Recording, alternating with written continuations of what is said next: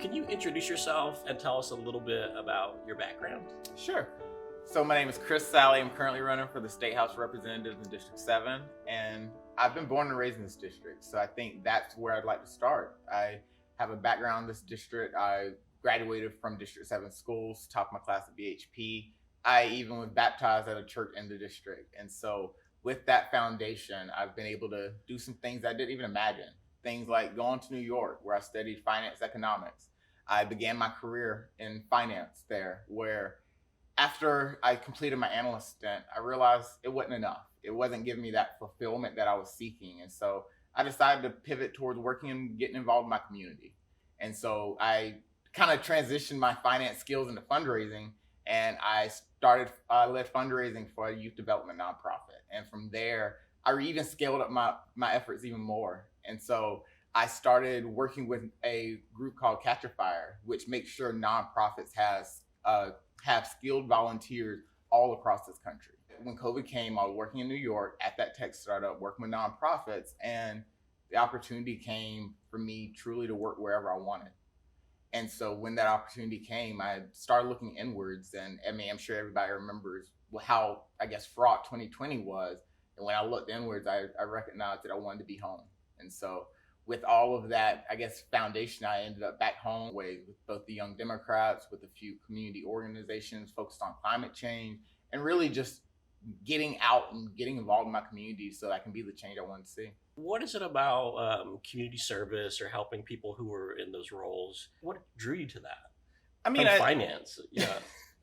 Yeah, so the combination between finance and public service, I mean, I would say it really started with my dad. And so my dad both introduced me to politics at a very early age, and he let me know the impact that it has on our lives every day. And then going beyond that, I think the reason I chose finance was I was in high school during the 2008 financial crisis.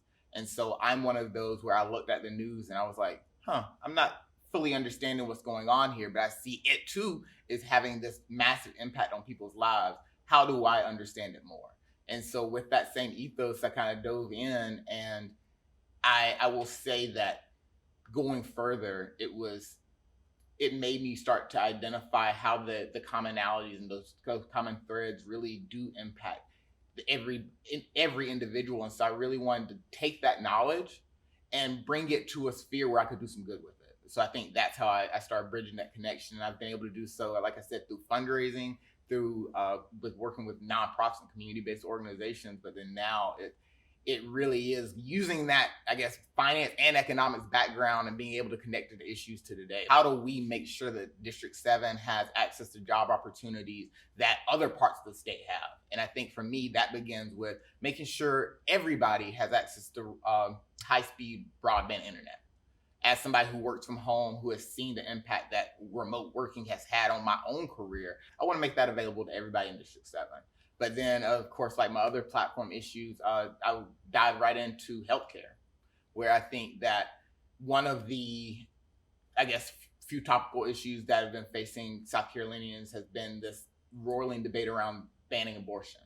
And I think for me, it is very important to put front and center that medical freedom for women is an imperative right that, I mean, impacts us all in a number of different ways. And so that is one of those cornerstone issues that I want to make sure that people know that I stand on. And you also have leadership on your platform too. Can you talk about how you approach that differently, or what's your vision for that? I think it all rests on an ethic of servant leadership. And so for me, yes, we have a platform. And when I say we, it's the campaign and all my supporters, like we have these stances on the issues, but at the end of the day, I think it really boils down to approaching this office and this position from one of, I want to make sure I'm listening to the community. And so from that, I think it really boils down to, okay, how do I organize the office so that I am having that regular feedback from the community, whether you agree or not? I want to make sure that I can speak for the individuals in District 7, and you can't do that if you're not listening. And right now we're seeing that our current leaders aren't listening, but I believe that can change. But I think that vision for once elected, what would that look like? I mean, regular town halls. I think one of the things that we've been able to see is that you have to meet people where they are. And so for me, it was, how do we either go out into the different communities that are in District 7 and being like, okay, we're setting up this pop-up either table or event where I am actively seeking your input on what's going on in the state legislature. And I think even going beyond and just continuing some of these things that I think should be going beyond campaigning. I mean, at the end of the day, you shouldn't have to be the one calling your state representative. I think your state representative should also call you and be like, okay, what do you think about this? How do we build in that ethic? How do you feel about gun control? So I think it needs to be nuanced, to be completely honest. And I say that coming from a family of gun owners. I mean, my grandfather taught me how to shoot when I was young. I mean, I've gone hunting.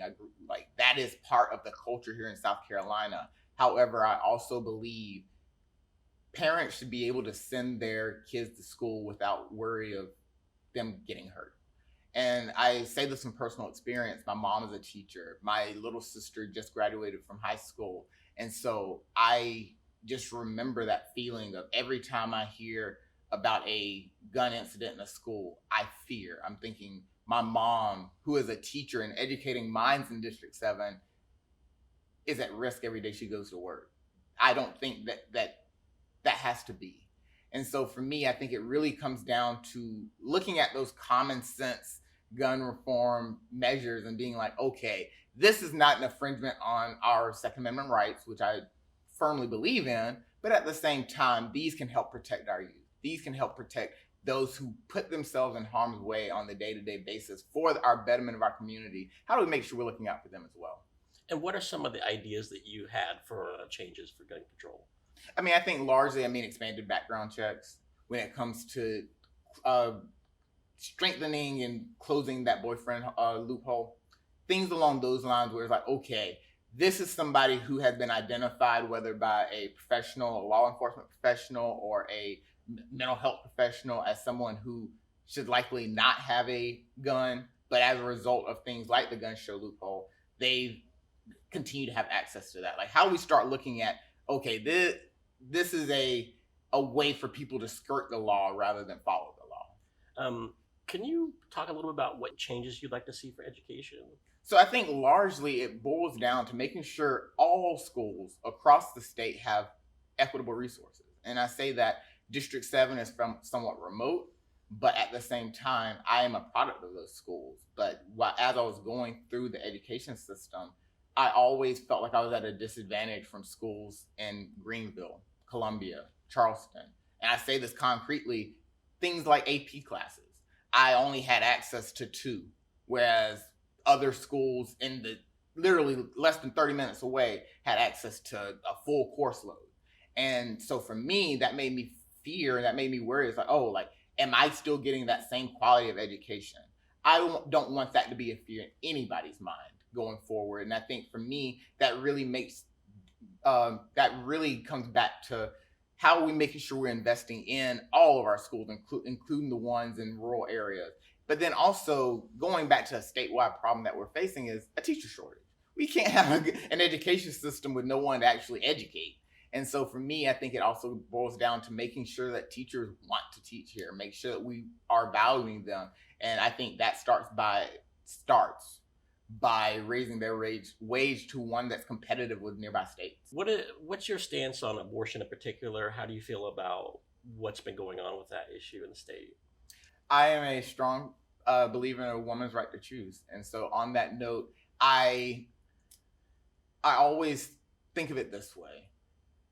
I don't want my sister to have less rights than my grandmother had. And so in that, the way I think of it in those terms as like my sister, who, as I mentioned earlier, she's 10 years younger than me.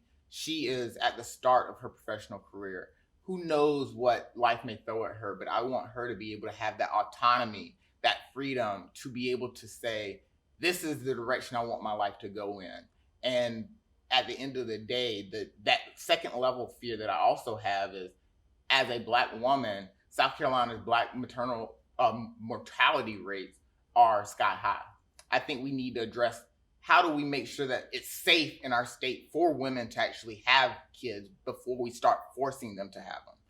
Can you think about stuff that happened when you were younger that sort of changed the direction of the way your life was headed? Are there like, I guess, crossroads that you can point to? Yes, I mean, I think one probably would be my decision to go to NYU.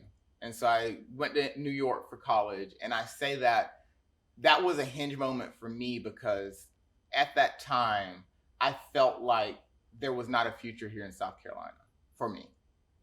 And so at that moment, I made a decision based off of that belief. And as a result, my life has taken me where it has. But I think that decision has allowed me to have a unique insight and unique perspective into a theme that we're seeing continue into today, where our state's next generation don't want to stay here.